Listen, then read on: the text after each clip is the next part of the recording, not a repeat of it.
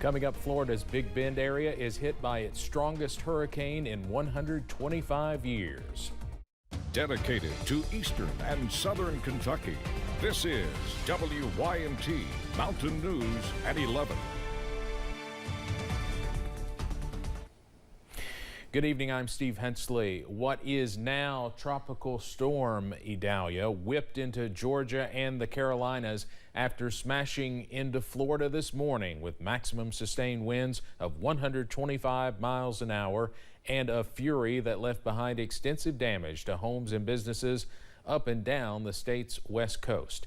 CBS's Jason Allen is in the town of Steinhatchee, close to where Idalia first came ashore. Idalia unleashed its destructive force on a wide stretch of Florida's Gulf Coast. The storm made its fearsome landfall Wednesday morning as a Category 3 hurricane. Carving a long trail of destruction, Idalia landed southeast of Tallahassee in the less populated Big Bend region of the Florida Panhandle. It went through one of our least populated corridors you could ask for it to go through. But officials say the remote location is likely to slow the work of search teams. The search and rescue operations have been ongoing from the moment that the storm passed. Here in the coastal community of Steinhatchee, the 9-foot storm surge, it flooded streets and it partially submerged businesses and homes. Connie Walden rode out the storm at home. She was there when this tree landed on her roof. Did you know when you heard the boom what had happened outside? No, had no idea. No, but everything shook. Across the region, streets turned into rivers and winds downed power lines, leaving thousands without power. In the town of Crystal River, residents were brought to safety, while people in Tampa slogged through floodwaters. I didn't expect to have to kind of wade through water to get here. The streets all flooded out. No one was injured when a century-old oak tree fell on the governor's mansion in Tallahassee. After pummeling Florida, Idalia pushed into Georgia and the Carolinas, bringing the threat of more storm surge, heavy rains, and dangerous winds. Jason Allen, CBS News, Steinhatchee, Florida. The American Red Cross is standing by to help recovering communities impacted by Hurricane Idalia. WYMT Washington correspondent Ryan Henson continues our coverage.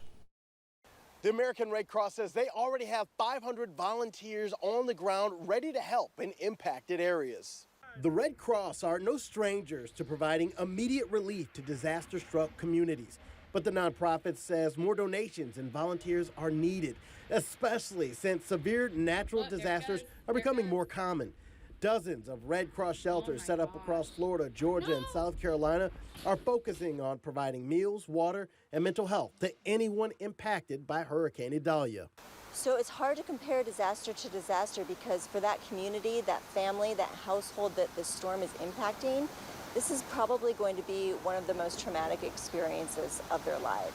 And so that year-over-year impact, that year-over-year trauma, that's something that's very hard to go through. And the Red Cross Emergency app is a great way to track storms and to find the nearest Red Cross shelter. And the Red Cross Emergency app isn't the only way people who need help can get assistance. All you have to do is call 1-800-RED-CROSS or head to redcross.org. In Washington, I'm Ryan Henson.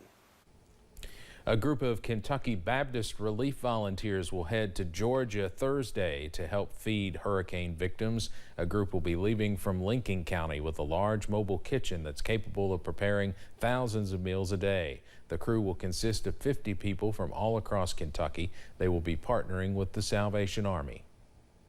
But I know that people will be hurting, and any time in a disaster, there'll be people hurting, and that's what God's called us to do, is to go and help them.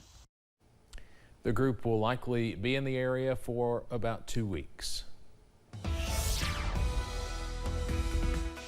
We do have a new update from the National Hurricane Center from portions of Georgia and South Carolina. That is where Tropical Storm Idalia is at this hour. It continues to weaken as it continues pushing off to the north and east. Those winds now down to 60 miles per hour, very close to Charleston, South Carolina, also Myrtle Beach, pushing into portions of North Carolina as well. This will continue moving off to the north and east tonight, also into Friday, pushing out to sea as well as we get into this weekend. Closer to home, the big story, the chilly temperatures as we go into tonight. Lows falling falling into the middle and upper 50s as you wake up on Thursday. So a little bit of a taste of fall here as we close out August, also pushing into September as well. We do stay dry overnight, but we are giving you that first alert for possibly some dense fog as you wake up and walk out the door. So you may need some extra time on your Thursday morning commute, but overall, a very nice Thursday is on tap. We stay dry, also sunny, and those temperatures once again below average in the upper 70s by Thursday afternoon,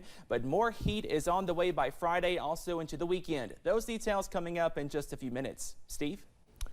Cameron, thank you. Today we learned the name of the man who was killed in an officer-involved shooting. The Bell County Deputy Coroner says it was 47-year-old Paul Holland of Pineville. Holland had been on the run after reportedly firing shots at a Bell County deputy on Friday when the deputy tried to serve a warrant on him. On Monday, a separate incident in the Bradfordtown community ended with Holland's death. He was reportedly shot by an officer. No law enforcement officials were hurt. It is a health issue seen across the Commonwealth. Vaping. In Kentucky, you must be 21 years old to purchase the product, but it's becoming more prevalent among our youth. City leaders in Corbin are cracking down on the sale of vapes to those who are underage, and the school district is working to get them out of the classrooms. Julia Sandor spoke to those in Corbin who are leading the effort. From kindergarten, first grade through 12th grade, that kids can get their hands on it. On nearly every corner, Corbin City and school leaders say you can find a place to buy a vape. It's always been an issue, you know, high school, middle school age children using tobacco products, you know, in the form of smokeless tobacco and cigarettes. Now, it seems like everything is the little vapes. Detective Robbie Hodge with the Corbin Police Department says vapes can be dangerous for youth. That's why they're asking people to speak up if they see any possible underage vape sales. If you're at a gas station and you see a clerk selling something to someone you believe to be underage, give us a call and we can investigate it and see if we can get to the bottom of it. Corbin independent school leaders are working to overcome these issues. Their director of safety, Tom Greer, says although it's still prevalent, it was even worse more than a year ago. We had some situations last year that students that would hit that vape pretty hard and then pass out, hit the ground. Now, not only are their schools equipped with vape sensors, but they're also educating their students on the dangers and consequences of vaping. We don't sweep stuff under the rug. When we see there's an issue other than vaping or anything else taking place, then we're going to address it and again, try to keep our kids safe. In Corbin, Julia Sandor, WKYT. The News Journal reports the Corbin City Attorney prosecuted 2 people in Williamsburg for selling vaping products to those underage. Governor Andy Beshear has directed flags at all state office buildings be lowered to half-staff from sunrise to sunset tomorrow for Overdose Awareness Day. The governor's mansion will also be lit purple, the designated color to show support for overdose awareness. Governor Beshear will also commemorate the day with a proclamation signing. Concerns over the health of the top Senate Republican intensified today when Mitch McConnell suddenly froze again, standing speechless in front of reporters in northern Kentucky. This comes just weeks after a similar incident and less than 6 months after the 81-year-old senator was hospitalized after a fall. More now from CBS's Scott McFarland. Taking questions from reporters in Kentucky today, Mitch McConnell suddenly stopped speaking. Running for re-election in 2026. That's right.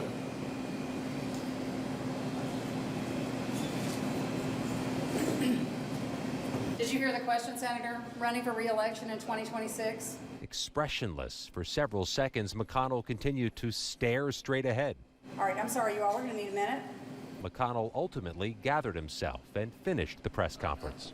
Okay. His staff said the 81-year-old Republican leader experienced lightheadedness and plans to see a doctor before his next event.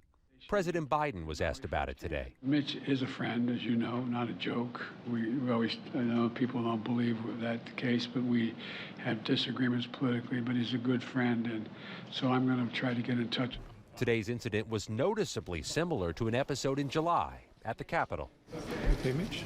A Senate colleague had to intervene as McConnell froze before returning minutes later.